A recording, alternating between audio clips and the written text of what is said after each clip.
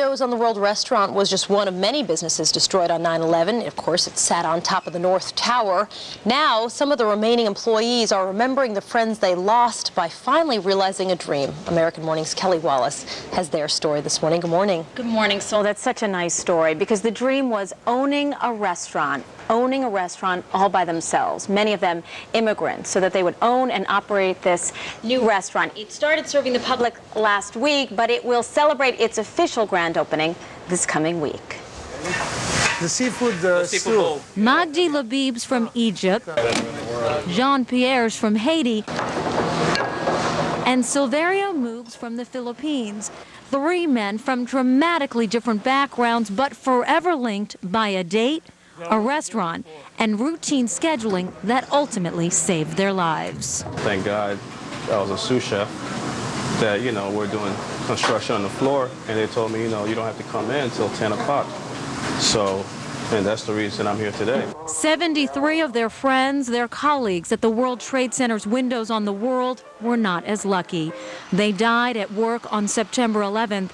And more than 4 years later, it's still tough to look at photos of people and a place they used to see every day. I'm getting, a little bit of goosebumps, something every time I remember them. Yes, raise your hand.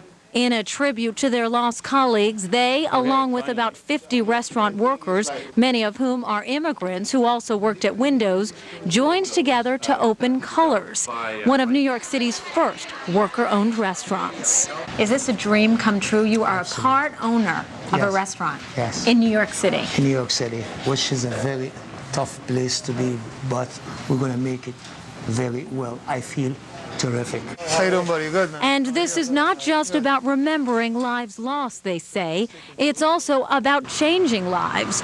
Workers will get a share of the profits if there are any, and no one earns less than $13.50 an hour, far higher than what an average restaurant pays. Right here, you have a bunch of immigrants that owns a restaurant. How crazy is that, right? So it's like, for a lot of people now, they could look up to us and say, we could do it. We could be owners. We could be better in life.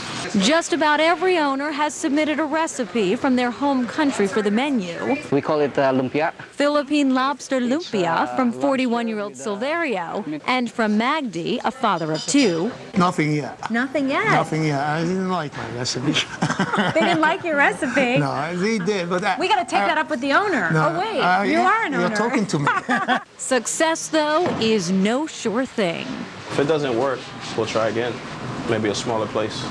We're not going to give up. The memory of their friends driving them to realize a dream born out of tragedy.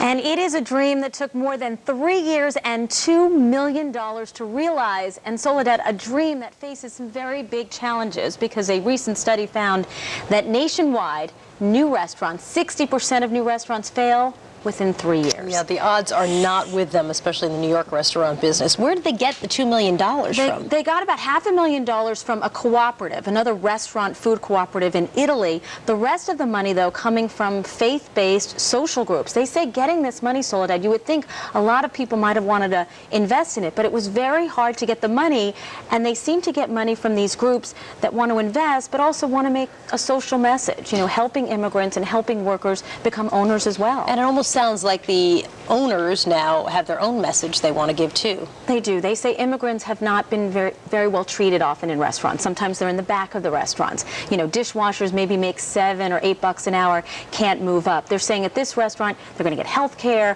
they're going to get good wages. You can be a dishwasher for 1 year, then a few years later maybe you can be an assistant to a chef. So they're hoping to send a message. Opportunity. Also, so that the better you treat your workers, we know this across the board, the better services they'll provide. So having these owners be invested in this process, they think they're going to have, a better product they'll turn out. Oh, well, fingers crossed. Fingers crossed. And it's in Greenwich Village, you said, on Lafayette Street near Astor Place. So anybody who comes to New York City can go visit. Thanks, Kelly. Sure. Miles? Hope the boss was listening to that last one. That was good philosophy.